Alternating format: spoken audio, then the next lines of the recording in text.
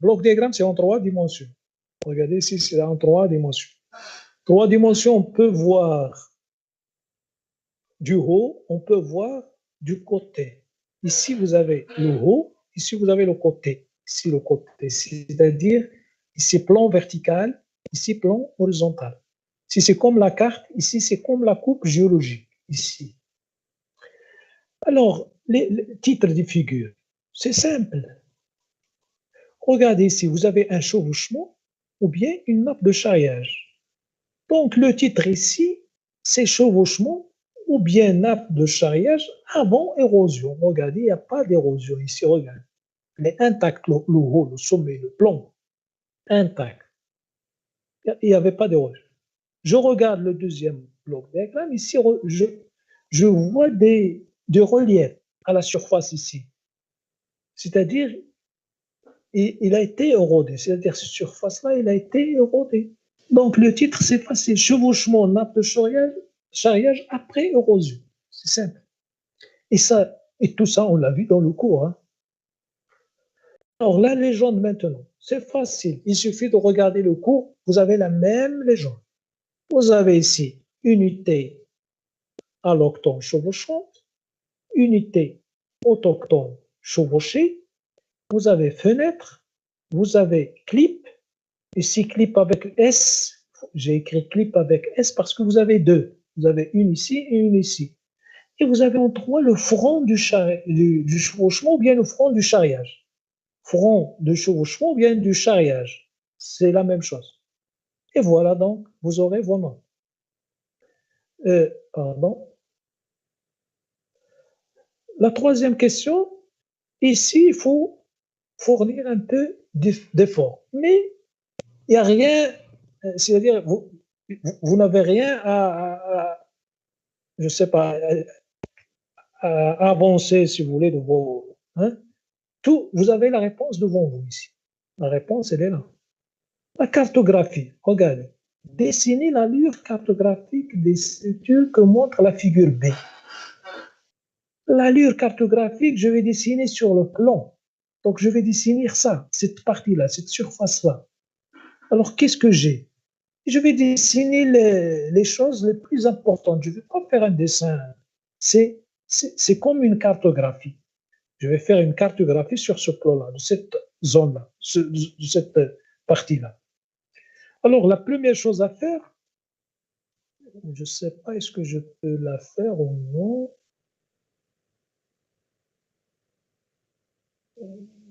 Je n'ai pas d'outils pour faire ça. De toute façon, il faut dessiner cette ligne-là. Regardez cette ligne-là, qui marque le front du chevauchement. Je vais la dessiner ici. Cette ligne comme ça. Une ligne comme ça.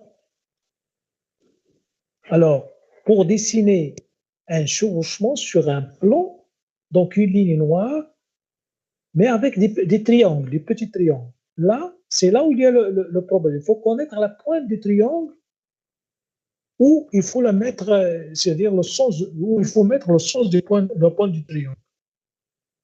Alors ça, on l'a vu dans le cours, on a dit que cette pointe des petits triangles est dirigée toujours vers l'unité alloctone, chevauchante. Donc je vais tracer la ligne, des petits triangles comme ça, avec la pointe dirigée vers cette unité-là. Une fois que je dessine donc la paille, je passe à dessiner la fenêtre. La fenêtre, elle va présenter, je dessine ce cercle-là, ici, avec des triangles dont la pointe est dirigée vers l'extérieur. Puis de ce côté-là, je vais dessiner les clips. Clip, c'est la même chose, un petit cercle ici et un demi-cercle ici, avec des pointes des triangles dirigées vers l'intérieur du dessin ou bien du cercle. Puis je mets les pointillés ici pour marquer cette unité autochtone chevauchée ici. Ici, je laisse vide, je laisse blanc ici, c'est l'unité autochtone chevauchée. Voilà, c'est très simple. Et vous aurez 2 points si vous faites comme ça. C'est simple. Donc, l'exercice 2. Ici, la même chose. Vous avez un bloc diagramme qui indique dans lequel vous avez des failles ici. On vous demande de de mettre les flèches de déplacement des blocs, c'est facile à mettre, et déduire le type de faille. Donc, le déplacement des blocs, c'est ici. Il faut mettre une flèche ici. Regardez, on vous a donné ce repère. Cette bande noire, c'est le repère. Regardez comment elle s'est déplacée, la bande noire. Donc, ici, c'est déplacé vers le haut. C'est-à-dire ici, le bloc soulevé. Ici, le bloc abaissé. Je mets la flèche comme ça. La même chose de ce côté. Flèche comme ça et flèche comme ça. Bloc soulevé, bloc abaissé. Type de faille. Ça, c'est bon maintenant. Je connais le déplacement du bloc. J'ai la surface de la faille. Il suffit de regarder le pondage de la surface de la faille ou bien du miroir de la faille ou bien le plan de la faille. Regardez le plan de la faille. Ça, c'est le plan de la faille. Ici, ici, ici, ici. Donc, vous avez deux failles. Donc, ce plan de faille est pointé vers le bloc. Ce plan de faille est pointé vers le bloc soulevé. J'ai deux failles. Ici, donc, il s'agit de deux failles inverses.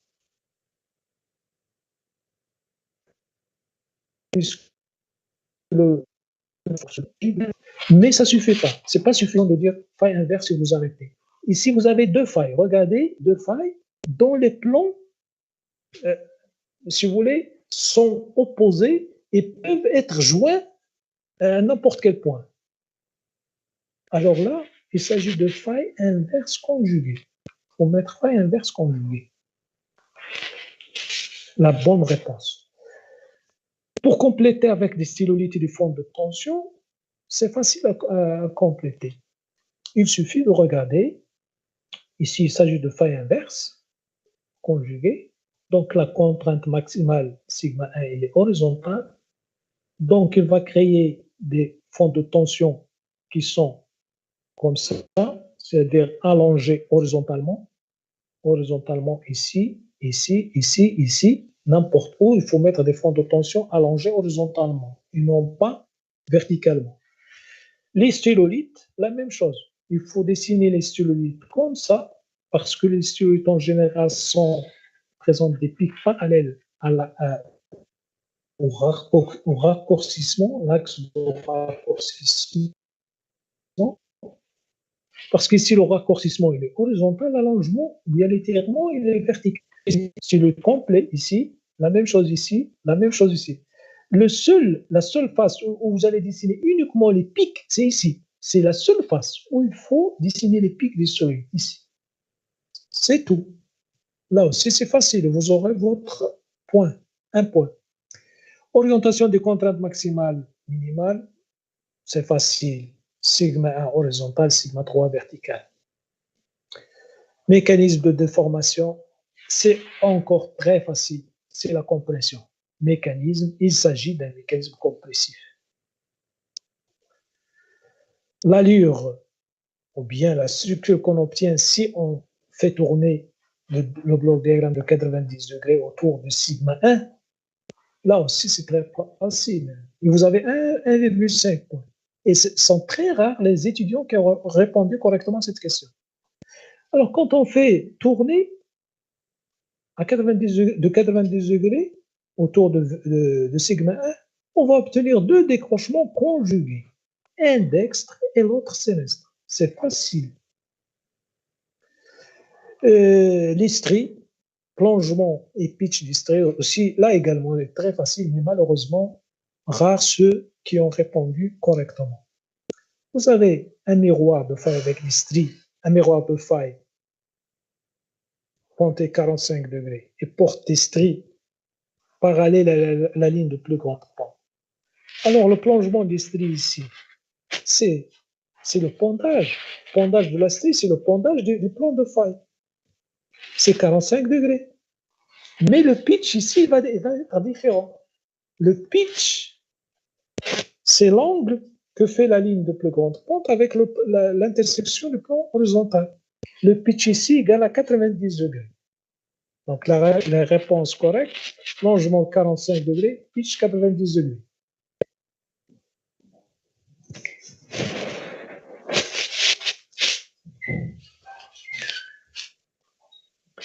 Voilà, donc une fois vous répondez comme ça, vous aurez votre note entière. Ici également, c'est très très facile. les schémas ci-dessous montrent des miroirs de faille portant des traits de glissement. Définir les traits de glissement. C'est du cours. Si vous avez bien révisé, vous allez répondre correctement. Ce sont les traits de glissement. Ce sont des rayures formées par la friction, l'écrasement des objets résistants, minéraux, débris de roches, etc., contre la surface de faille. Les intérêts, quels sont des meilleurs indicateurs de la direction de déplacement des blocs, mais ils peuvent également indiquer le sens quand ils portent l'emplacement de l'objet striateur. C'est du cours. Si vous avez bien appris votre cours, vous pouvez apprendre facilement. Alors là, les questions suivantes. Indiquer le type de faille, la pointe de la flèche, les flèches indiquent l'emplacement de l'objet striateur.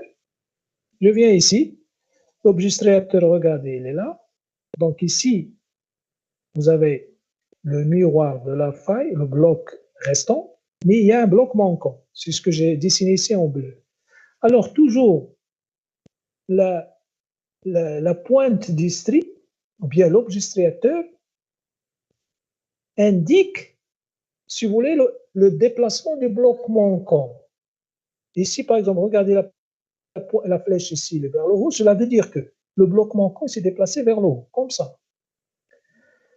Alors ici, le type de faille, il ne peut être que faille inverse.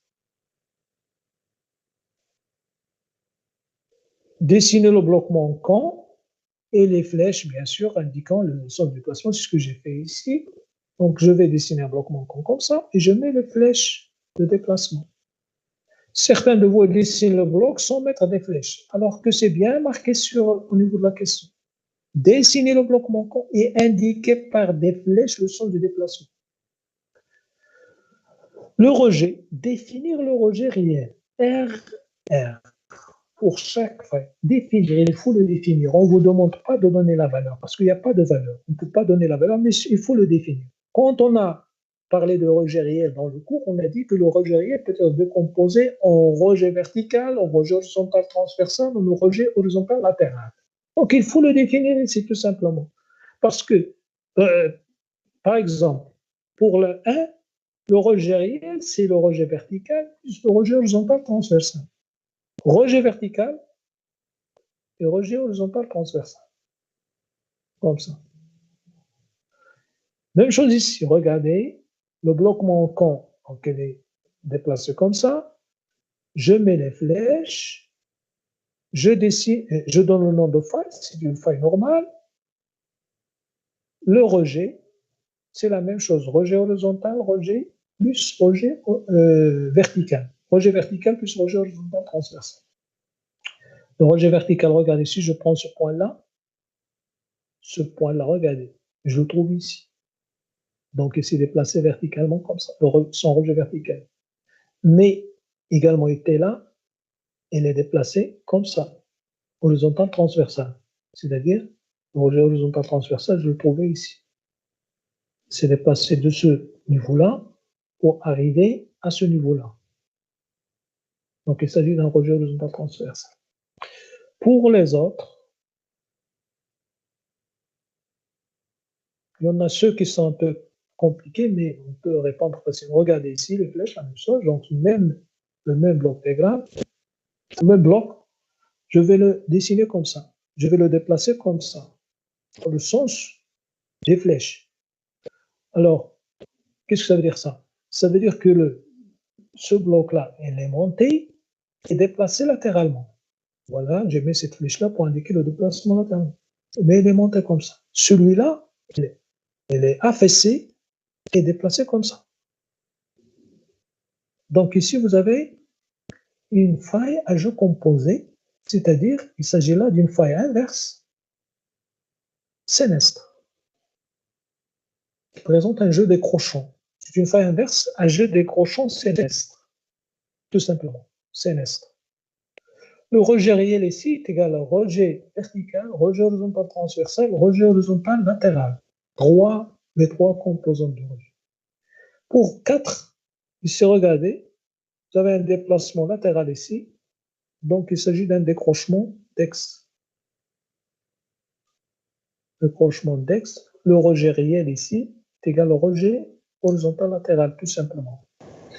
Pour la 5, oui, vous avez une question? Pour le dessin, c'est un peu difficile parce que il est en 3D. Non, non, c'est Oui, pas monsieur. difficile, mais c'est Il si est vous, difficile. non, si vous faites attention, vous pouvez dessiner facilement. C'est pas très difficile, hein. Et en tectonique, bien sûr, il faut apprendre à dessiner en 3D, hein. 3D, c'est plus significatif et c'est plus, si vous voulez, plus important. Alors, en 5, c'est le contraire de 3. Le bloc manquant s'est déplacé vers le bas. Vers le bas, il s'est déplacé vers le bas et latéralement. Donc, c'est pourquoi j'ai mis la flèche ici vers le bas et là, cette flèche comme ça. Donc là, il s'agit d'une faille normale à jeu décrochement dextre.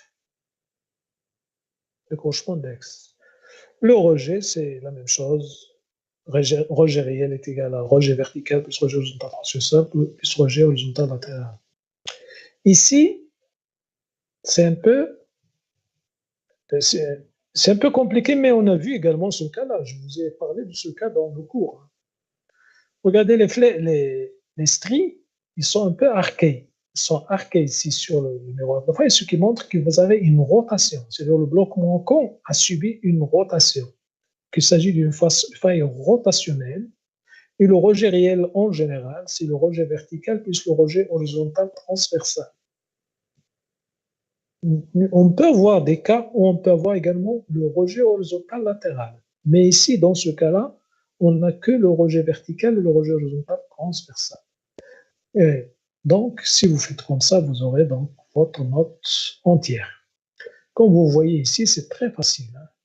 Donc, je vous conseille de faire attention. De faire attention au cours des contrôles prochains pour ne pas commettre les mêmes erreurs.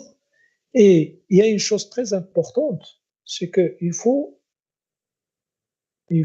bien lire les questions avant de donner n'importe quelle réponse. Vous lisez bien les questions avant de répondre.